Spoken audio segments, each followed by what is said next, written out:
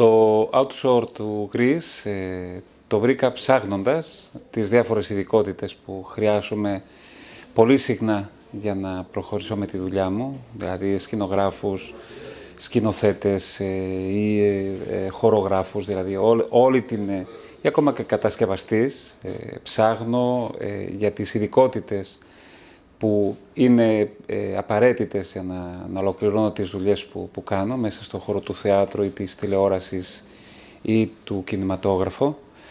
Και βασικά πολύ μεγάλο βοήθημα για το τρόπο το πώς λειτουργεί. Για παράδειγμα, ξέρω εγώ, στις γραφιστικές ή στις εκτυπωτικές ανάγκες που έχουμε, στην παραγωγή υλικού, έτσι.